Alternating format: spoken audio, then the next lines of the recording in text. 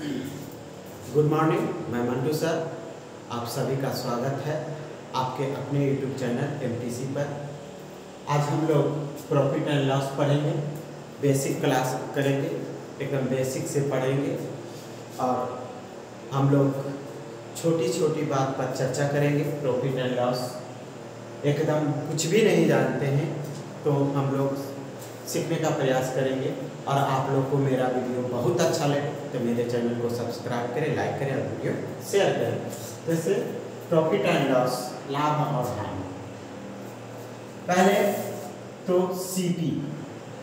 CP का मतलब होता है cost price. CP cost price, क्रय मूल्य। उसके बाद एसपी सेलिंग प्राइस का मतलब होता है विक्रय मूल्य। उसके बाद प्रॉफिट मतलब लाभ। उसके बाद लॉस का मतलब हानि। नहीं, उसके बाद होता है एमआरपी का मतलब इसको बोलते हैं अंकित मूल्य या सूची मूल्य भी बोलते हैं। सूची मूल्य, अंकित मूल्य या सूची मूल्य। उसके बाद लागत मूल्य।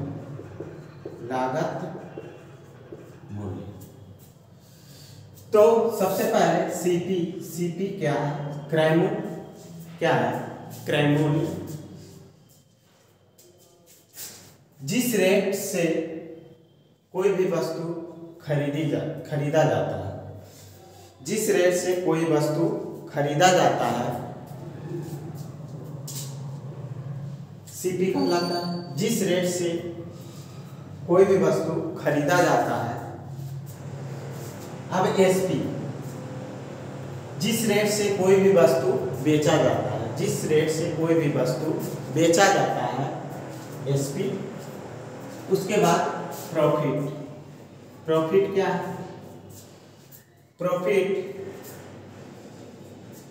कोई भी सामान कम में खरीदकर ज्यादा में बेच दें तो लाभ होगा। कोई भी सामान कम में खरीदकर ज्यादा में बेच देंगे तो लाभ होगा। लॉस कोई भी सामान ज्यादा में खरीद कर कम में बेच दे तो लॉस होगा। हाँ। अब एमआरपी क्या है? एमआरपी को बोलते हैं अंकित मूल्य या सूची मूल्य। तो एमआरपी, जैसे एमआरपी मतलब होता है मैक्सिमम रिटेल प्राइस, उसी को बोलते हैं अंकित मूल्य। तो मैक्सिमम रिटेल प्राइस, मान लिया कोई भी दवा खरीदते हैं तो उसमें एमआरपी रहता है। एमआरपी मान लिया 12 रुपया 50 पैसा, 12.5 रुपया, तो 12.5 रुपया से ज्यादा वो नहीं लेगा। 12.5 रुपया से खुदरा में 12.5 से ज्यादा नहीं लेगा। तो इसी को बोलते हैं अंकित मूल्य। उसको 12.5 से ज्यादा लेने का हक नहीं है। अगर लेगा तो फिर उस पर FIR दर्ज हो जाएगा। तो 12.5 रुपया अगर एमआरपी है तो इससे ज्यादा नहीं लेगा। अब लागत मूल्य क्या है? लागत मूल्य, मान लिया कोई भी वस्तु 500 रुपया में खरीदे और 150 रुपया यानी कोई भी सामान लाने में भाड़ा खर्च हुआ। तो भाड़ा खर्चा हुआ लाने में 150 रुपया, तो कितना हो गया 5 1 6 650 रुपया, यही लागत मूल हो गई, यही लागत मूल हुआ। अब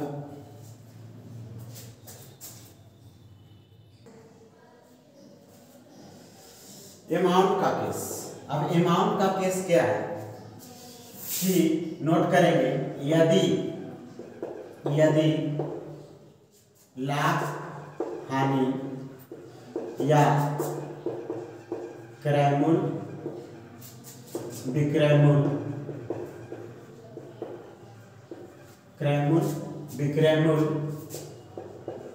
रुपया के रूप में रहे तो उसे अमाउंट का केस कहेंगे,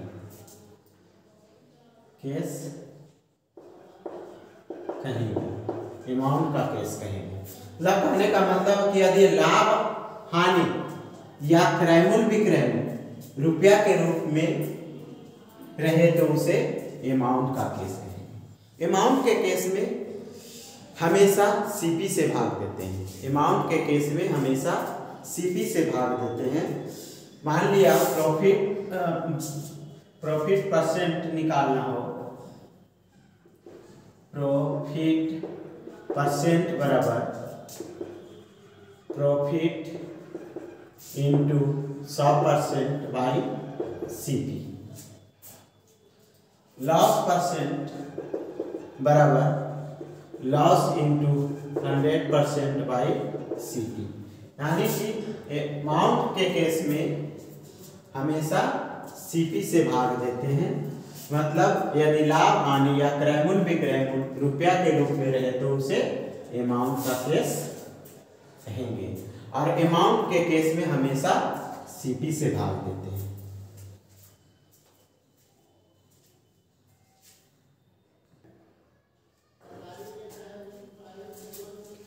अब वस्तु का केस क्या है? वस्तु का केस में कहता है कि यदि लाभ हानि या क्रय मूल्य विक्रय मूल्य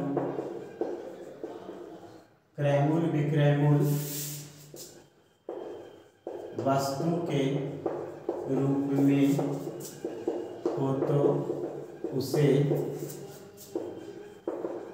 वस्तु का केस कहेंगे, वस्तु का केस कहेंगे। यदि लाभ हानि या क्रय मूल्य विक्रय मूल्य वस्तु के रूप में हो तो वस्तु का केस कहेंगे। वस्तु के केस में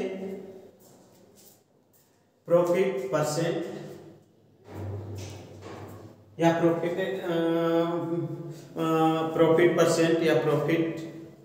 परसेंट या लॉस परसेंट एसपी के रेस्पेक्ट में निकालते हैं, एसपी से भाग देते हैं।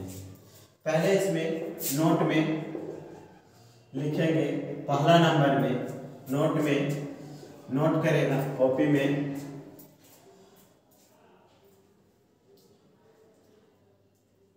कि वस्तु का केस अमाउंट के केस का उल्टा होता है। वस्तु का केस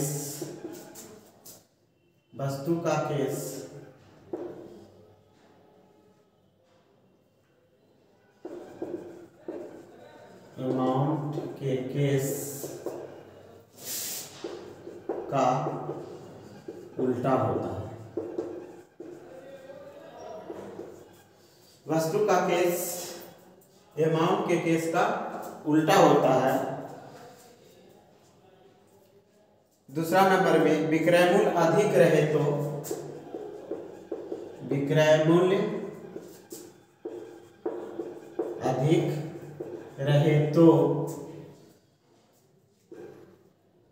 हानि, विक्रय मूल्य अधिक रहे तो हानि, विक्रय मूल्य कम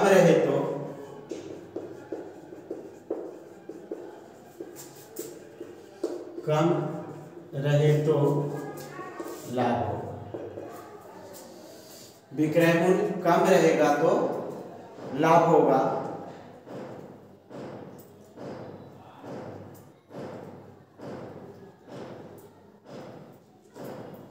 अब वस्तु के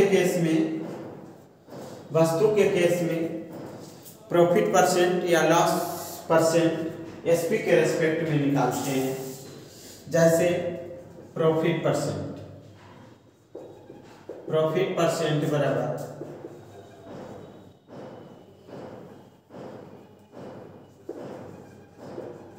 प्रॉफिट इंटू 100% बाई एसपी। उसके बाद लॉस परसेंट बराबर लॉस इंटू 100% बाई एसपी। यानी कि वस्तु के केस में प्रॉफिट परसेंट या लॉस परसेंट एसपी के रेस्पेक्ट में निकालते हैं। एसपी वस्तु के केस में हमेशा एसपी से भाग देंगे और अमाउंट के केस में सीपी से भाग देंगे। याद रखना पड़ेगा कि अमाउंट के केस में सीपी से भाग और वस्तु के केस में एसपी से भाग। मतलब वस्तु के केस में प्रॉफिट परसेंट या लॉस परसेंट एसपी के रेस्पेक्ट में निकालते हैं।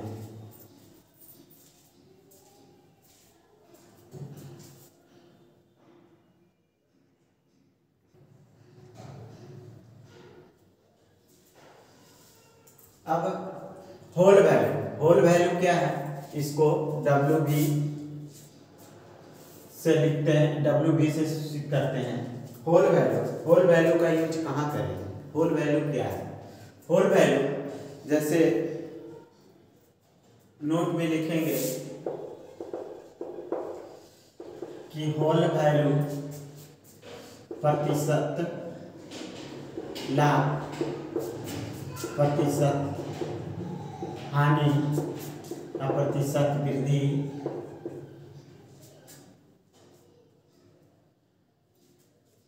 या प्रतिशत कमी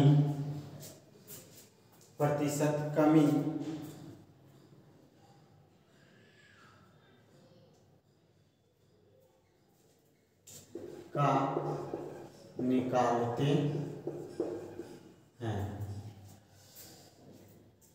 प्रतिशत लाभ, प्रतिशत हानि, प्रतिशत वृद्धि, प्रतिशत कमी का निकालते हैं। जैसे होल वैल्यू का यूज परसेंटेज में भी करते हैं, प्रतिशत में भी करते हैं, प्रॉफिट एंड लॉस में भी करते हैं, क्या कहते हैं, साधारण ब्याज में भी करते हैं। तो यूज करते हैं हम लोग। तो होल वैल्यू जैसे मान लिया लाभ है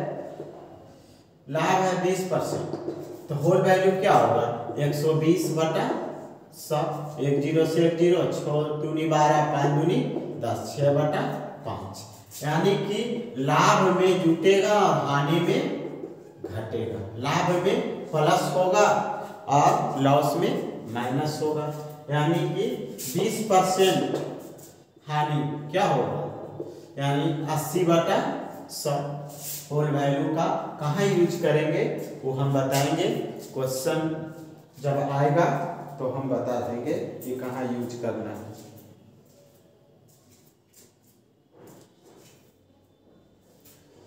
ऐसे एसपी निकालने के लिए होल वैल्यू का सीधा होता है। नोट कर लेंगे, नोट में एसपी निकालने के लिए होल वैल्यू का सीधा, एसपी निकालने के लिए, सीपी निकालने के लिए होल वैल्यू का उल्टा। एसपी जब निकालेंगे तो होल वैल्यू का सीधा और सीपी निकालेंगे तो होल वैल्यू का उल्टा।